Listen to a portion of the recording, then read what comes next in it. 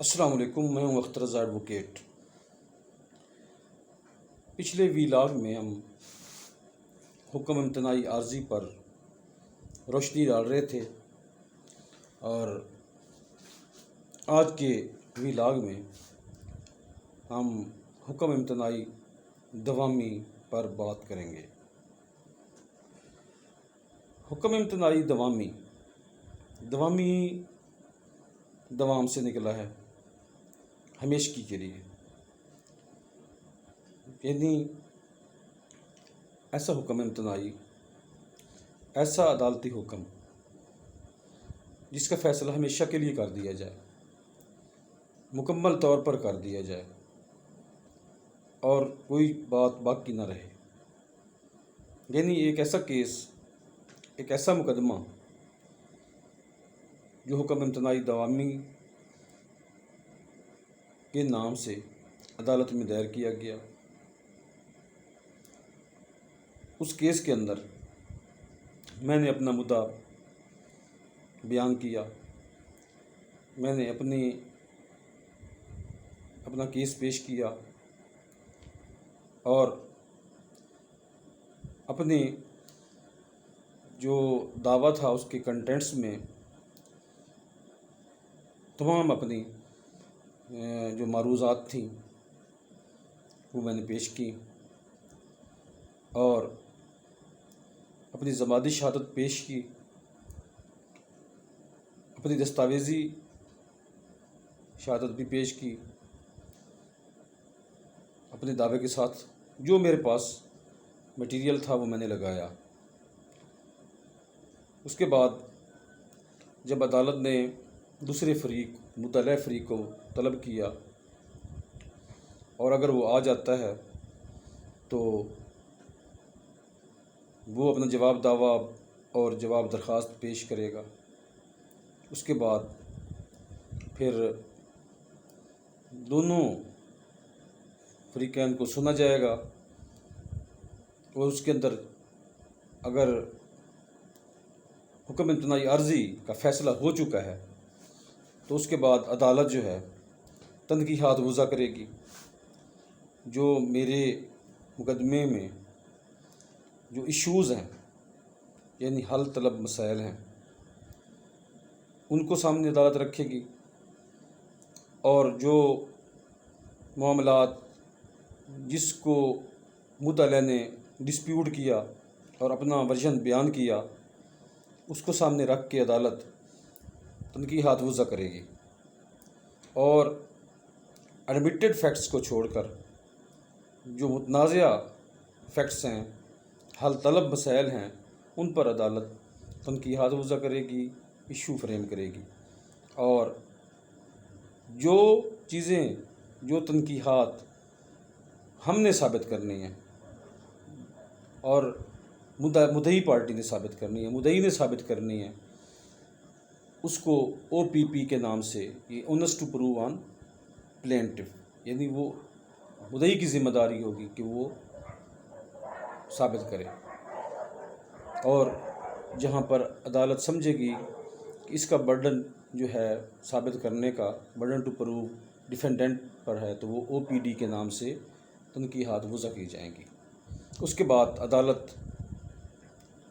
شہادت طلب کرے گی۔ اس دوران جب تنقیحات وضع کرے گی عدالت، تو اس وقت 7 دن کے اندر عدالت حکم دے گی کہ 7 دن کے اندر جو ہے فہرست گواہان جمع کرا دی جائے۔ 7 دن کے اندر وہ جمع کرانے کے بعد عدالت جو ہے نیکسٹ ڈیٹ پہ ایویڈنس، مدعیان کی ایویڈنس طلب کرے گی کہ مدعی اپنی شہادت پیش کرے، تو مدعی اپنی شہادت پیش کرے گا، اپنے گواہان کو پیش کرے گا، تو زبانی شہادت پیش کی جائے گی۔ پھر اس کے بعد زبانی شہادت پیش کرنے کے بعد مدعی دستاویزی شہادت پیش کرے گا، اور پھر اس کے بعد اپنی شہادت جو ہے وہ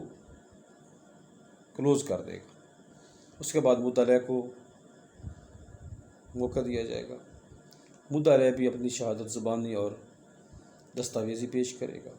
اور اس کے بعد وہ بھی شہادت کلوز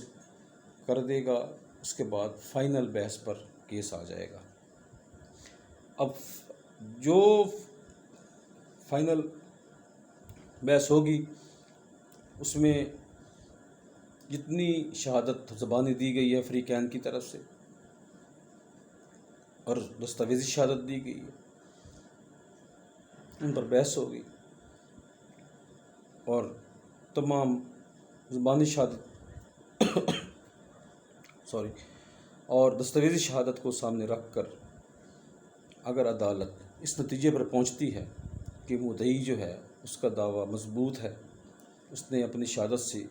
دعویٰ ثابت کیا ہے، جبکہ مدعی علیہ ناکام رہا ہے، تو عدالت پھر کیا کرے گی؟ عدالت ایک ڈگری کی صورت میں ایک پرپیچول انجیکشن جو ہے وہ جاری کرے گی، دوامی جو پرپیچول انجیکشن اس کو کہتے ہیں، یعنی کہ حکم امتناعی دوامی اس کو کہیں گے کہ ہمیشہ کے لیے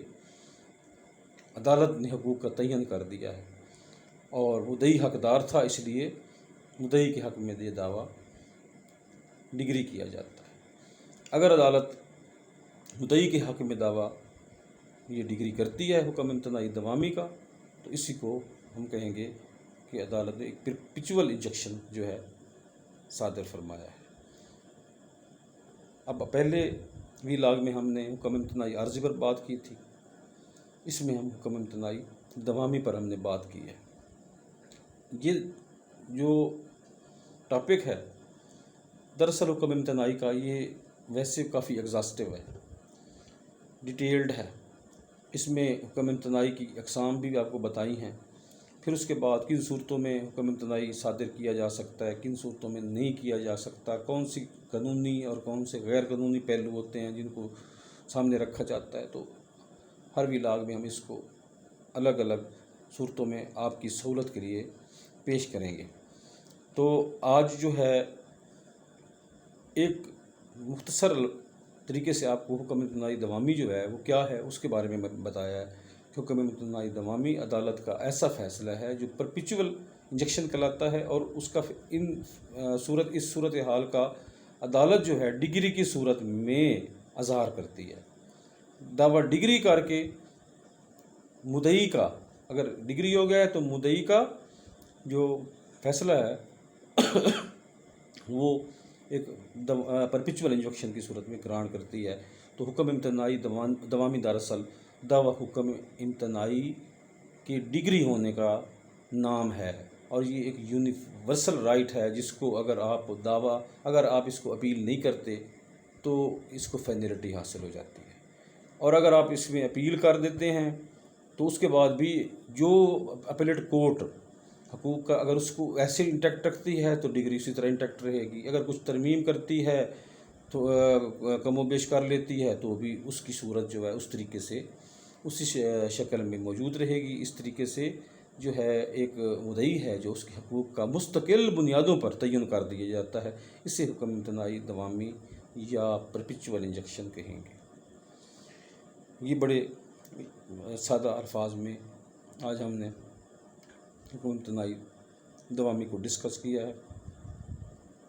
اور اس کے بعد انشاءاللہ حکم امتناعی تاکیدی پر ہم بات کریں گے۔ اللہ آمین ناصر۔